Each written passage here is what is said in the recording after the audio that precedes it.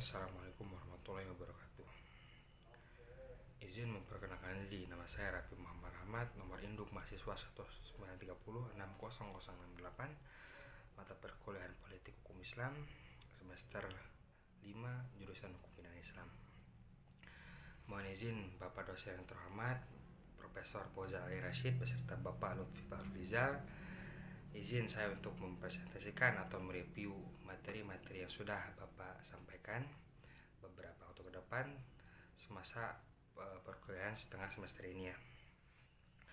Sebelum membahas lebih jauh, terlebih dahulu saya sampaikan bahwasanya yang saya bahas ini tentang politik hukum Islam ya. Cuman sebelum membahas tentang politik hukum Islam, akan saya bahas terlebih dahulu tentang politik hukum konvensional. Politik hukum secara definitif ada dua pengertian, yaitu ada secara etimologi dan secara terminologi. Secara etimologi berasal dari kata bahasa Belanda, yaitu recht dan politik. Recht artinya hukum, politik artinya kebijakan. Secara terminologi ialah rangkaian konsep asas atau garis besar dan dasar rencana. Mengutip perkataan Padmo Wahyono bahwasanya politik hukum itu serupa dengan ius constituendum. Perlu kita ketahui bersama ya bahwasanya ius constituendum itu udah tidak asing lagi di mata kita, di telinga mahasiswa hukum. Bahwasanya dulu pernah dibahas ada ius constituendum, ada ius constitutum. Ius constituendum ialah hukum yang dicita-citakan oleh sebuah negara, ialah perencanaan ke depan yang melahirkan kotak hukum yang ideal. Sedangkan ius constitutum, sedikit mengulas ya, itu adalah hukum yang saat ini berlaku atau hukum positif. Contohnya KUHP konkretnya ya. Mungkin sebelum dilanjutkan ada pertanyaan besar saat ini, yaitu apakah politik hukum itu merupakan disiplin ilmu? Perlu kita ketahui bersama. Saya jelaskan terlebih dahulu tentang perbedaan pengetahuan dan ilmu, karena sesungguhnya ada perbedaan di antara keduanya. Pengetahuan itu ialah apa-apa yang diketahui oleh panca indera, seperti ini misalkan adalah mata dan ini hidung. Itu kan sudah terlihat oleh panca indera kita atau yang ada di sekitar sini. Sedangkan ilmu ialah pengetahuan atau sesuatu yang bersifat sistematis dan mempunyai 3 komponen penting. Yang pertama ontologis, yaitu pengetahuan tersebut bisa didefinisikan. Yang kedua epistemologis, pengetahuan tersebut mempunyai metode dalam pencapaiannya. Yang terakhir adalah aksiologis, pengetahuan tersebut mempunyai kebermanfaatan. Sudah bisa dipastikan bahwasanya politik hukum itu termasuk pada ilmu karena mempunyai ketiga komponen tersebut, ontologis, epistemologis, dan aksiologis. Apalagi ada yang menonjol di komponen aksiologis, artinya politik hukum itu mempunyai kebermanfaatan yang luas dan dalam. Selanjutnya saya bahas tentang ruang lingkup dari politik hukum.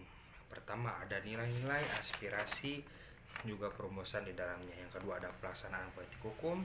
Yang ketiga penyelenggara negara yang berwenang untuk menetapkan hukum politik, dan peraturan perundang-perundangan di dalamnya adalah badan legislatif ya.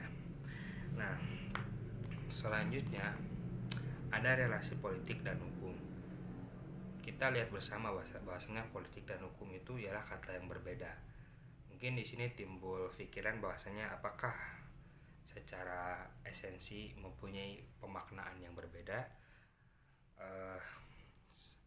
Secara eksplisit saya katakan bahwasanya relasi politik dan hukum itu mempunyai ikatan yang sesungguhnya kuat. Keduanya itu saling mempunyai keterkaitan yang kuat dan menguntungkan, atau kita bisa sebut sebagai simbiosis mutualisme. Artinya keduanya saling membutuhkan, keduanya pun saling menguntungkan. Di dalam bab hukum ada yang disebut dengan law is a command of the lawgiver. Bahwasanya hukum itu tergantung kepada siapa yang memerintah.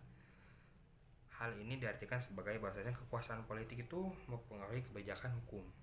Di dalam bab politik disebutkan bahwasanya secara pribadi ya, secara empirik, politik itu ialah seni dan ilmu yang didapat untuk memberi kekuasaan.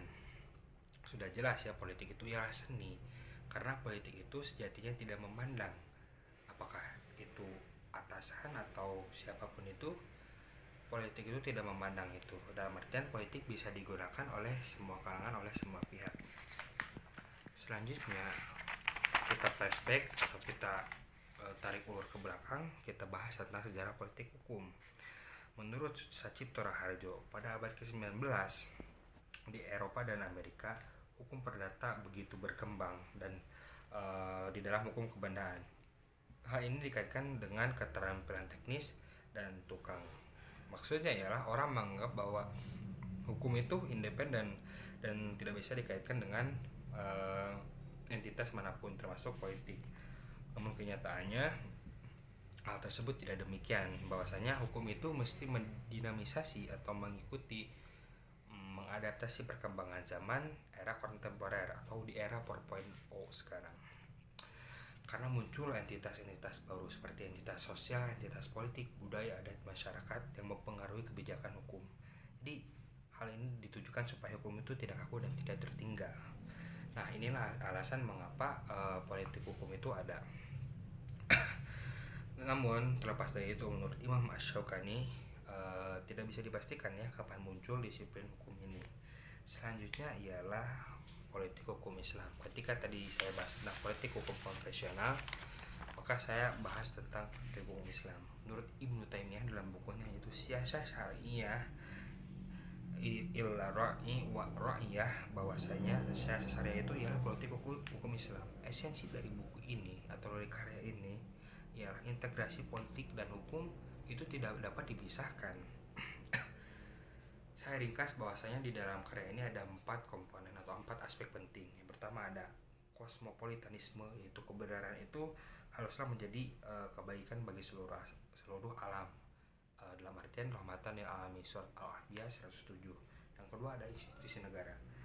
Hal ini disebutkan bahwasanya manusia itu berwatak madani, artinya manusia mempunyai imajinatif dan mempunyai pikiran atau ideologi yang progresif, suka membangun, dan ini sangat dibutuhkan oleh masyarakat, membangun institusi-institusi demi kemaslahatan masyarakat.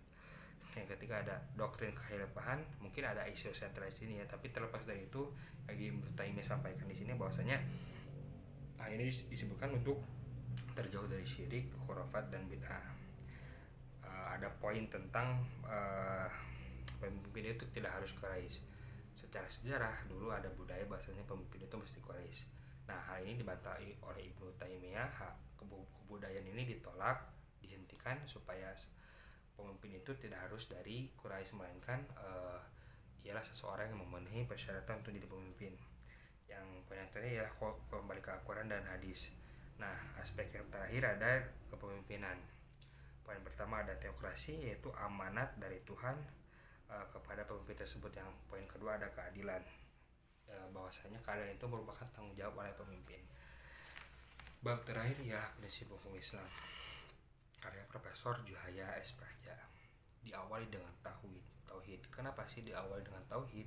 Karena seolah beliau menisyaratkan atau merepresentasikan bahwasanya dalam satu ketetapan yang sama, artinya Allah itu Allah sang pemilik, Allah sang pencipta, Allah sang pembuat hukum itu sendiri. Yang kedua ada keadilan, kebijaksanaan penetapan hukum. Mungkin ada yang menarik di sini ya, sedikit saya ceritakan bahwasanya keadilan itu bukan tentang kesamarataan sesuatu yang diberikan, tetapi tentang kebijaksanaan pemberian tersebut.